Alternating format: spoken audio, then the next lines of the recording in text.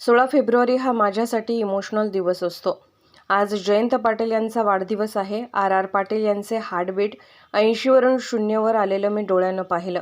जेव्हा जेव्हा लीलावती हॉस्पिटल जवळून जाते तेव्हा आर पाटील यांची आठवण येते. हक्काचा भाऊ आम्ही गमावला. सुमन वहिनी चांगले काम करीत आहेत. आबा रोहितच्या रूपाने आम्हाला दिसत आहेत. आयुष्यात सगळ्या हिशोबाने करायच्या नसतात. वंदनाताई कर्तृत्ववान खासदार आहेत. सगळ्यात चांगला परफॉर्मन्स होता हे स्पीकर सांगतात. माझी लढाई कुणाशीही नाही. जो निकाल झालेला हा घटनाबाह्य आहे. वडिलांना घरातून बाहेर काढाल का? जनसेवेसाठी आम्ही राजकारणात आलो आहोत. हे लोकांच्या हक्काचे घर आहे. प्रश्न सोडवण्यासाठी ही वास्तू आहे. पाण्यासंदर्भात मी फॉलोअप करते आहे. पाण्यासंदर्भात देवेंद्र फडणवीस चांगले सहकार्य करीत आहेत. मुख्यमंत्री यांनी म्हटलेलं मी ऐकलं नाही. जरांगे पाटील यांची तब्येत खालावते आहे. सरकारने निर्णय घेणे गरजेचे आहे. 16 फेब्रुवारी हा माझ्यासाठी एक खूप इमोशनल दिवस असतो. त्याचं कारण असं की आज राष्ट्रवादी काँग्रेस पक्षाचे महाराष्ट्राचे अध्यक्ष माननीय जयंत पाटील साहेब यांचा वाढदिवस असतो. आणि 16 फेब्रुवारीला मला अजूनही तो दिवस आठवतो की लीलावती हॉस्पिटल मुंबईमध्ये जिथे आहे त्या दिवशी माझे ज्येष्ठ बंधू आर पाटील, आजही मी जेव्हा जेव्हा लीलावती हॉस्पिटलवरून जाते तेव्हा तो क्षण मी आयुष्यभर विसरणार नाही. आबांचे बंधू आणि मी आबांच्या समोर होतो. डॉक्टर सगळे प्रयत्न करत होते. आबांचे बंधू कोलॅप्स झाले. त्यांना मी बसवलं, पाणी दिलं आणि त्यानंतर माझ्या डोळ्यासमोर पुढची 5 मिनिटं ही माझ्या आयुष्यातली खूप अवघड आणि अडचणीची होती. आणि मला असं वाटतं 3-3:30 वाजले होते कदाचित. तेवढ्यात तोच मला अजून तो वेळही आठवतोय. आणि मी डोळे बंद केले की तो क्षण ते जणू काय काल झाला असं माझ्या डोळ्यासमोर उभं राहतं. आणि आर आबाचा हार्टबीट 80 वरनं 0 आलेली मी माझ्या डोळ्यांनी पाहिलेली.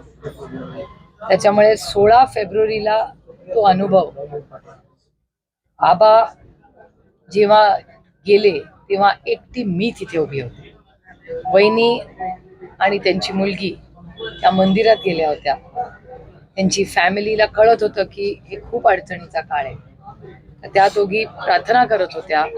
आबांचे बंधू कोलॅप्स झाले होते आणि रडत होते ओक्साबोक्षी. आणि तिथे मी समोर उभी होते आणि डॉक्टर सगळे प्रयत्न करत होते. आणि लीलावतीच्या डॉक्टरांनी शेवटच्या क्षणापर्यंत प्रयत्न केले. आणि आपलं दुर्दैव आपण त्या दिवशी आबांना वाचू शकलो नाही.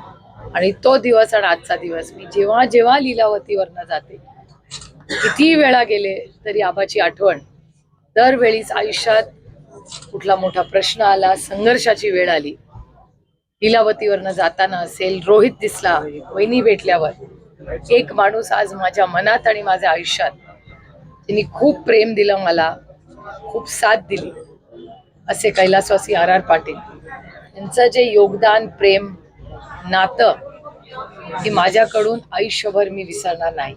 माझा एक हक्काचा मोठा भाऊ आम्ही कॅन्सरला घालवला, पण ती लढाई कॅन्सरच्या विरोधातली आज त्यांचं कुटुंब आणि मी मिळून जेवढ्या लोकांना वाचवता येईल, सेवा करता येईल, आम्ही एकत्र त्याच्यात काम करतो. आणि आज मला अभिमान वाटतो की ज्या आमच्या सुमन वहिनी कधी त्या पुढे कधीही आल्या नव्हत्या, त्या आबांच्या राजकारणातही नव्हत्या, अतिशय सुसंस्कृत अशा आमच्या बहिणी, त्या एवढा मोठा प्रश्न आल्यानंतर, एवढं त्यांच्यावर दुःख कोसळलं तरी राज्याच्या सेवेसाठी त्या बाहेर आल्या. अतिशय उत्कृष्ट आमदार म्हणून सुमन वहिनींनी जे काम केलं त्याबद्दल खरंच वहिनींचं कितीही कौतुक केलं तरी कमीच आहे. म्हणजे सुमन वहिनी आमच्यासाठी एक आदर्श आहे.